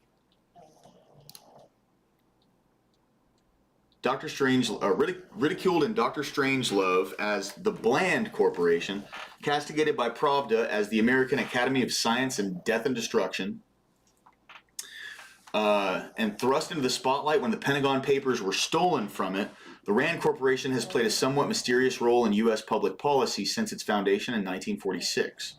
In Soldiers of Reason, the RAND Corporation and the Rise of the American Empire, Alex Abella surveys the organization's history and its extraordinarily wide-ranging influence on the world stage. Indeed, the author argues that RAND analysts have been the advocates, planners, and courtiers of an ever-expanding America. How did this come about? At the end of World War II, the Air Force recognized that it would need the same sort of scientific and economic expertise that it had called upon during the conflict to conceive new weapons, analyze costs, evaluate training and combat procedures, and select targets. To that end, it developed a nonprofit civilian advisory outfit, Project RAND, an infelicitous acronym for Research and Development. To conduct long-range studies, the hard-charging and brilliant, if politically retrograde, General Curtis LeMay nurtured the organization and protected it from interfering bureaucrats and top brass, insisting that it be free to determine its own research agenda. In 1948, with the help of a grant from the Ford Foundation, RAND became an independent nonprofit organization able to conduct any non-proprietary research it chose. Still, the Air Force remained its premier client. Through the 1950s, military policy and defense budgeting emphasized nuclear forces, and the Air Force was in charge of those glamorous strategic weapons. From the think tank's point of view, the Flyboys were an enlightened and exceedingly generous patron, even after RAND began carrying out its studies for various Pentagon offices during the Kennedy administration. I worked for RAND as a national security analyst from the mid-1980s to the mid-1990s, and people there spoke of those earlier times with wonder and nostalgia. So this is kind of a post, like coming to the end of the Cold War, but right before the Soviet Union fell, and into the post-Cold War RAND. That's where this guy is coming from. So, and luckily, I think it's kind of funny, luckily, just in the way that I clicked on these things, this was not planned at all. It seems like we've gotten a relatively, like, chronologically linear, why is that playing? I don't even think I must have left a video running or something. It's been chronologically linear so far, each article, which is pretty cool. That's funny how that worked out. So, thanks to ever-expanding Cold War budgets, the Air Force essentially dumped a truckload of money at RAND's front door every year. The organization was permitted to spend that money at its discretion. Although most of it funded useless research, I recall a 1960s-era report on the Black Death in the Middle Ages as an example of societal catastrophe and recovery. Some of it helped to invent nuclear strategy, Sovietology, and systems analysis, probably RAND's most lasting contribution to its military clients. Yeah, for sure. Other analysts developed such far-reaching pursuits as game theory and rational choice theory. The late 1940s and 1950s were indisputably RAND's golden age. Of the 29 Nobel laureates who have been staff members or advisors, nearly all were connected with the outfit in those years. It makes sense then for Abella to devote a disproportionate share of his pages to this relatively brief period in the organization's history. He chronicles how RAND had used a dizzying array of variables to evaluate the cost and effectiveness of weapon systems, and how it refined economic behavioral theory to predict adversaries' actions. Above all, Abella lavishes his attention on the nuclear strategists. Thomas Schelling, Bernard Brodie, Albert Wohlstetter, and Herman Kahn, reputedly a model for cubic strangeloves. I mean, it seems like he was, right? Like, I think that's a pretty safe assumption at this point. The concepts and vocabulary they developed is their arguably Sisyphean effort to impose a rational order on nuclear war defined the ways that American political and military elites thought about deterrence throughout the Cold War. The RAND approach was rigorous and unusually quantitative. By far the most famous and consequential study in the organization's history originated in a seemingly prosaic project that Wohlstetter took on to determine the selection of overseas bases for Strategic Air Command's bombers.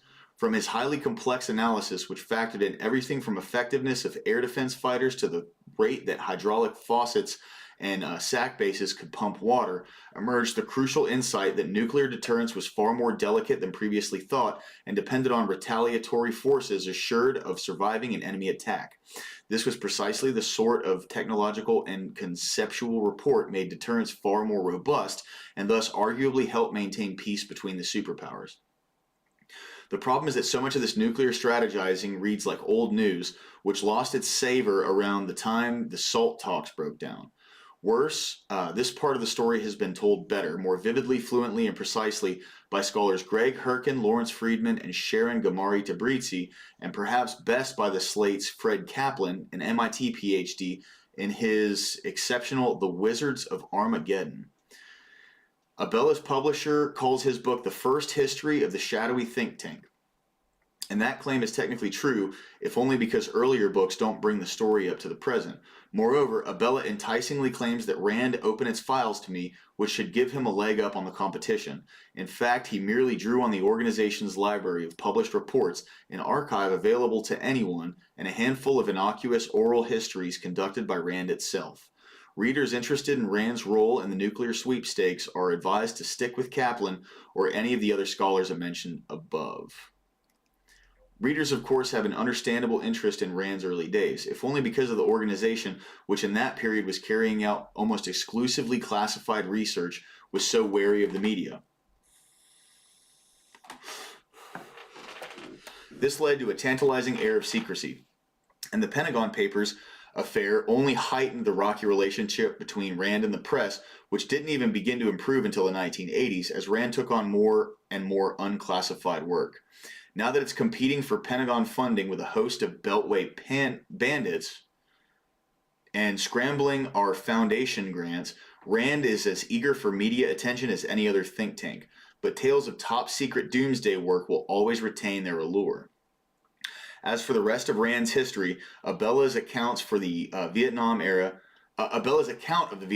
is particularly disappointing. Throughout the war, RAND analysts, McNamara's whiz kids, filled high posts in the Pentagon where they planned the bombing strategies, assessed the pacification campaigns, and determined the budgets. In addition, the think tank conducted a staggering amount of research on the country itself, maintaining a huge operation in Saigon. The resulting mountain of reports and memos, which is now declassified, has yet to be assimilated into the history of the conflict. Abella, however, seems to have largely ignored it. He does make clear that much of the organization's meticulous field research, including its study of Viet Cong motivation and morale, cited by George Ball, and a famously pessimistic assessment to LBJ on the eve of the U.S. ground war in 1965, suggested that the war couldn't be won. Since the late 70s, he does make clear that much of the organization's meticulous field research, including his study of Viet Cong motivation and morale, cited by George Ball, and the famously pessimistic assessment to LBJ on the eve of the ground war in 1965. So they studied the Viet Cong and how they were, what they were drawn behind and everything, concluding that this war could not be won. And we still fucking went over there.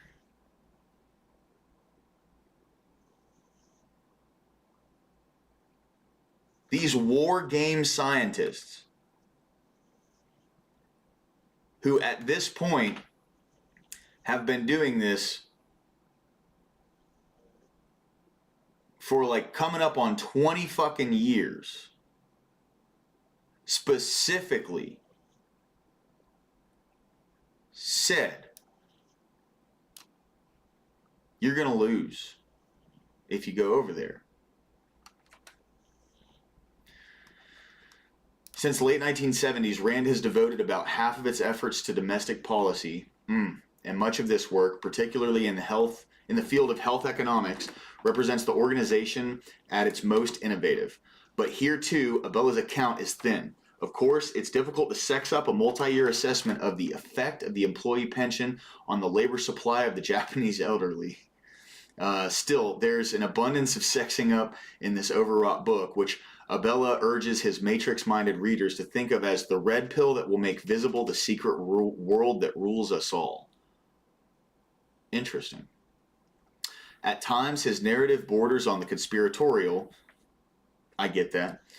Especially in his assertions that RAND abetted a host of neoconservative policy initiatives. For instance, Abella makes much of the fact that Wohlstetter, who left RAND in the 1963, favored a hard line against the Soviets in the 1980s. Oh, shit. But in the Reagan era, as throughout RAND's history, the Cold Warriors at the think tank were easily outnumbered by the moderates and the distinctly detente-friendly Sovietologists. Okay. Abella's efforts to link RAND with the Republican neocons who pushed for war in Iraq are even flimsier.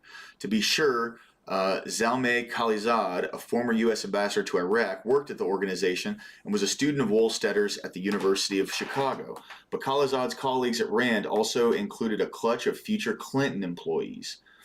And indeed, Khalilzad was united with the Clintonites in pushing NATO expansion, a policy closely associated with RAND that, wise or foolish, is the most ambitious extension of the American empire since the Cold War. And I mean, that's still been going on today. When we read that New York Times article about the CIA being over in Ukraine, that's exactly what was going on there.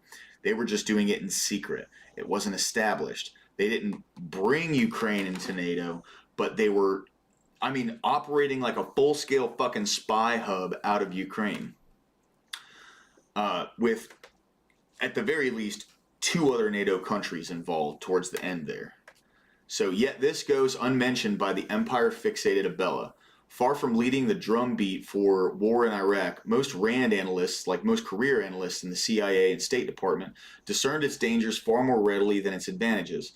I know in the period leading up to the war, the organization's foremost terrorism expert repeatedly and forcefully argued that the U.S. invasion would be disastrous, and it fucking was, dude. It fucking was. And as Abella acknowledges, RAND's own research demonstrated that the American occupation and counterinsurgency effort in Iraq were going to be far more difficult than the Bush administration anticipated. And I mean, just look at, like, the devastation that was done over there, man. You know? And then with our pullout a few years ago, like the reason I would consider myself so like anti-Iraq war, Iran war, would simply come down to this. There were no ends to the war itself. There were just means. Because we went over there to topple this like new caliphate, radical Islamist group.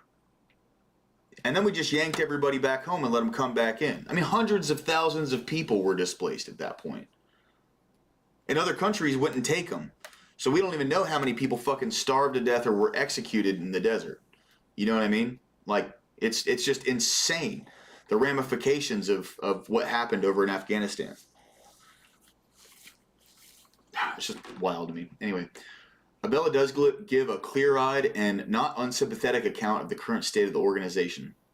In his view, the place is too flabby and, like most mature and successful outfits, lacks a culture of self-analysis or reflection. He's correct in asserting that Rand's glory days are still behind it. Still, his conclusions show that his book be a product of the times. A political progressive, he scoffs correctly, in my view, at U.S. military efforts to promote American values abroad and approvingly cites Muqtada al-Sadr's insistence that Americans should look at the Iraqis as Iraqi, not Americans in training. You know, well, it is what it is. But nothing turns an idealist into a realist faster than an interventionist foreign policy on the other side of the aisle. One wonders if Abella was as outraged by Bill Clinton's pragmatic neo-Wilsonianism. The phrase is Anthony Lake's. I'd like to see what that means. Pragmatic neo-Wilsonianism.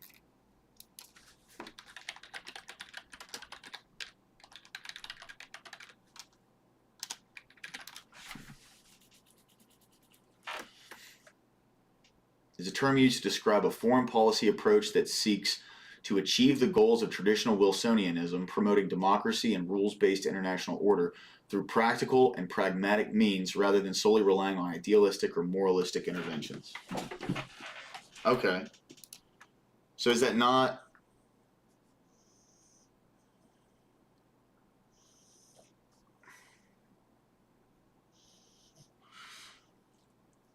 So what I'm guessing is like less of... Because Bill Clinton... We kind of pulled away from Kuwait. We didn't really have like, incredibly like long fought hardcore war under Bill Clinton, but there was still there were still things that we did, right? Like that blockade that starved out like a shitload of people. I guess that's the pragmatic neo-Wilsonianism where traditional Wilsonianism is, just send in the troops. And what did he think of that administration's war against Yugoslavia, an intervention justified by official arguments that were at best exaggerated and misleading, conducted absent congressional and UN authorization against a regime that, while thuggish, presented no conceivable threat to the United States. Yeah, we should have entirely like kept our fucking nose out of Yugoslavia, dude. That ended so bad. In any case, RAND may have some life in it yet. More than half a century after World War II, American foreign policy remains stubbornly internationalist, even to take a cue from Abella's subtitle, imperialist, and that puts the Air Force's former plaything in the mainstream. Granted, after 2 terms of George W. Bush, Abella is somewhat hostile towards a research group that advises the U.S. government. Yeah, me too. I mean, there's just something sketchy about that, man. Like that, if they're going to do this kind of research that is going to inform not only our foreign policy but our like domestic policy, that shit needs to be plastered and let known to what degree this is being used to, like, how is this being used deterministically, right? Like, is this the basis for it, and to what degree? One suspects that hostility would be considered diminished if the think tank were advising a Pentagon staffed by Obama appointees, not a few of whom would undoubtedly be former Randites. Okay, so at the end of the day, right? I feel like I can conclude this. The RAND Corporation started after World War II, were pivotal in building up our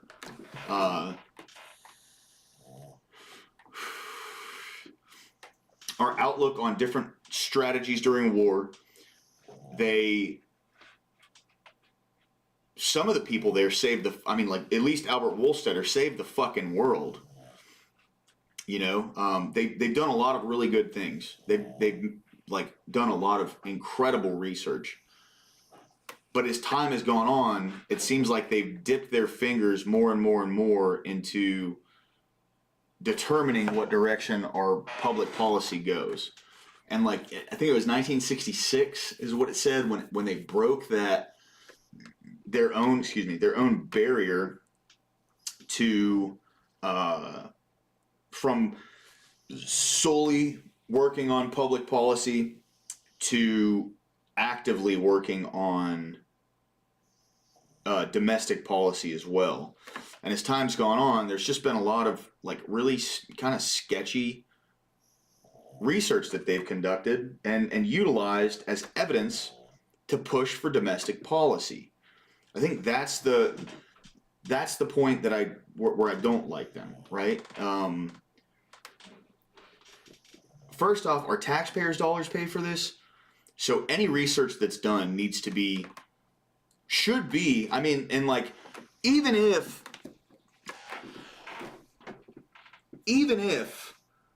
it has nothing to do with our policy, all of this should, like, there should be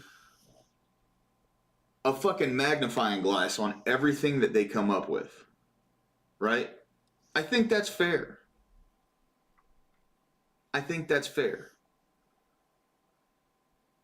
If this is going to be used to influence domestic policy, and we're paying for it,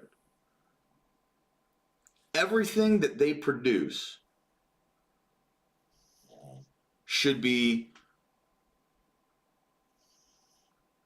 released and made widely available, if not like pushed around specifically, you know.